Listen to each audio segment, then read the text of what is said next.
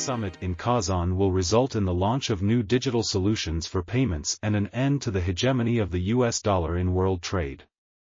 But how realistic are these expectations? Here are some figures to consider. First, BRICS is not anti-Western, but simply represents an alternative to the West, which protects the interests of a significant part of humanity. Today, BRICS accounts for 33% of the landmass and 45% of the world's population.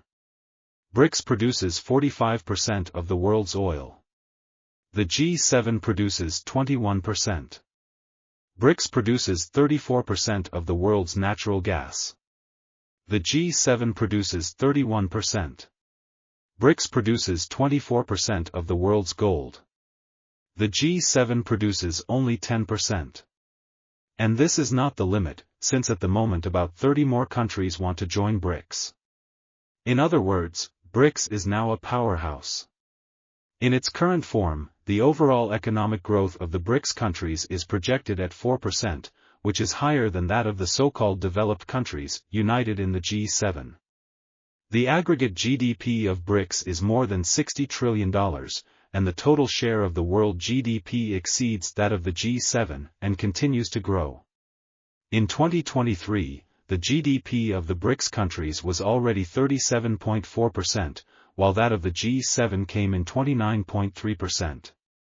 The prime purpose of BRICS is to win financial sovereignty, so that BRICS nations can never again fall victim to the machinations of the United States. And this sovereignty is taking shape at Kazan. First, the BRICS countries are working on their own SWIFT-like system for international settlements.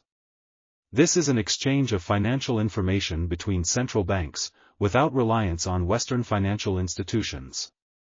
Second, a new development bank is to be launched within BRICS to strengthen financial cooperation. It will become an alternative to Western banking structures and systems which are all highly politicized. Third, there is an active increase in the use of national currencies of the BRICS countries in international settlements. The need now is to expand the use of national currencies and create instruments that would make such work safe from Western manipulations. Fourth, the use of digital currencies, including the creation of an instrument not subject to inflation. These digital currencies, under the control of relevant BRICS financial institutions, would be available not only to BRICS member countries, but also by BRICS member countries in the interests of other developing economies in the global south. But there will not be a single BRICS currency, around which there is a lot of speculation in the financial world, just yet. A BRICS single currency will require a lot of preparation and the creations of mechanisms. This process cannot be hurried. Currently, 95% of trade transactions by Russia are conducted in national currencies. At the same time, transportation flows have been switched to more reliable suppliers. Here, it is important to point out that it was the United States which denied the use of the dollar to Russia, which then set the ball in motion that has brought BRICS to create an alternative system, an alternative to the rule-based order of the West.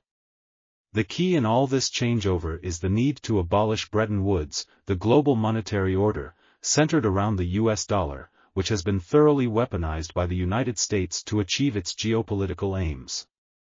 There are 4 steps that will need to be taken in order to replace Bretton Woods.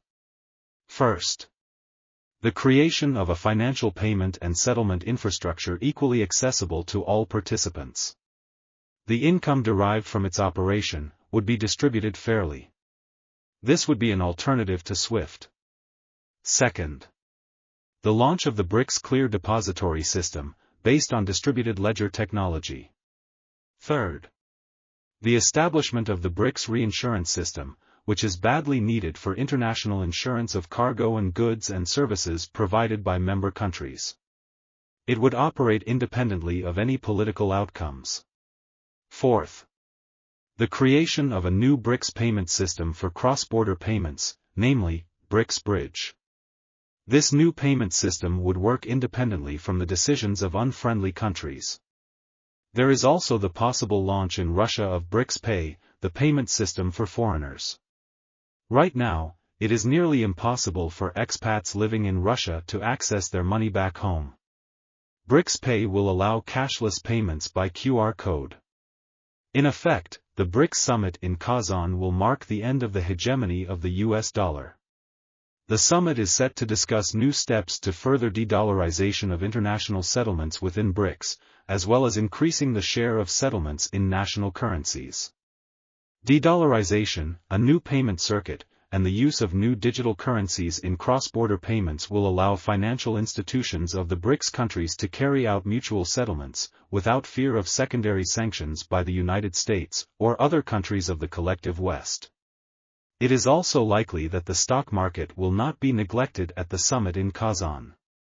Earlier, Russia proposed to create an institution of mutual settlements for trading in securities of BRICS countries, under the working name of BRICS Clear. And it is very likely that Moscow's proposal will fit into the formation of a new payment circuit.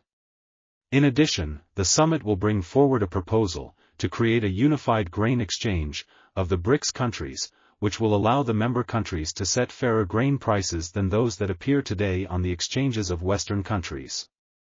The main task of the BRICS Summit in Kazan is to put the final nail in the coffin of the political and economic hegemony of the West.